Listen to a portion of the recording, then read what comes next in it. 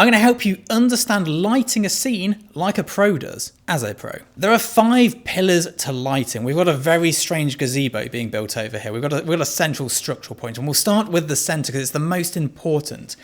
The most important part of lighting is the least technical part, and it is the narrative. I've got a light here, just in case we need to pull it in, but it is the narrative of the shot. The first thing you should decide before you take a photograph is what is the narrative. And I do a lot of portfolio reviews, and I see a lot of people who've taken a picture based on a lighting setup, not a narrative. They've gone, I'm going to light this bottle like this because I know a fancy lighting technique. What you need to be doing is going, this image here is to depict a 1980s Christmas party. It's evening, the party's happened, you know, the drinks are all over the place. This one here, this is the summertime. The ice lolly, it's melting. We've got that really hard British sun beating down on the concrete. This shot here, it's a spring day in a school dining hall.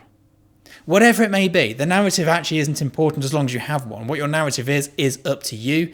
There'll be more on that in a different video. But that is the first key thing because that decides the next one. The type of light, the quality of light. Now, quality of light is not, is it good or bad? It is it specular? Is it diffused? Is it hard? Is it soft? So we can have soft specular, soft diffused, hard specular, hard diffused.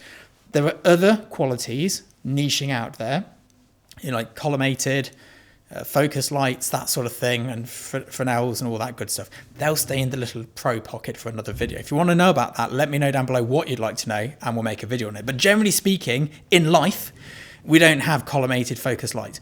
So, yeah, digression, but also making you know that I do know what I'm talking about, and I don't not know about those light sources.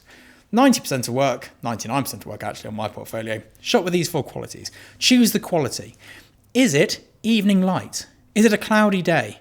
Is the sun beating down hard? Because that will let you choose the modifier you need. So say we're going for a sunny day. Actually, let's choose today. I'm lighting this here today because of the weather outside. You'll notice I have slightly different lighting setups for my video. It is cloudy and overcast outside coming through the windows. I've created a window. It's a softbox, granted. Cloud, the biggest diffuser we have on the planet. I've diffused the light. It's soft. Here we go. We've created our scene. It all fits in nicely with the background. Although it does make me stand out a bit more because it's kind of blue light back there. I'm all in blue. It'd be a nightmare otherwise, wouldn't it? Direction of light. Now this is really important and this links into the quality and the narration. Once we know we've got window light coming through, I know it's got to come from this side because this is where the windows are. There's no other choice. If it's midday sun, we know the light's got to be high up and coming down hard. If it's evening sun, we know it's got to be low down. If we need hard light, we know that light's got to be far away. If we need soft light, we've got to bring it in closer. The light position is dictated by everything we've got to this point. There shouldn't be any where do I put the light, because by the time we know the narrative, the direction, the quality and everything, it all just builds in together. There are 2 final pillars and they kind of work hand in hand. That is to add and it is to remove light. On your scene, on your subject, if I still had my shaved head, I would have a little flag coming in just here, just to stop there being too much shine on the top of my head because the light is angled down, it'd be brighter here than it is here. I'd be taking a bit of light away. Now, if I was wearing my black t-shirt with my black beard, I might need a reflector underneath just to get a bit of separation. I'd be adding some light in. Most of my work, even the really complex lighting setups, are one light jobs. And the only difference is that we add and subtract light. We use cutters, flags, fingers, dots, scrims, silks, mirrors to add and subtract. There might be one light out, but there's probably 15 light stands. And it is all about sculpting that light to make the perfect image. Now, of course, some of it you can do in post with dodging and burning. But sometimes, maybe with a beef burger, you don't want just some light filling in. You want some specularity filling in. Some of this good stuff here. Maybe sometimes it's that you've got a really hard specular image, but one item on the table doesn't look right. And you need to scrim it to diffuse that one item.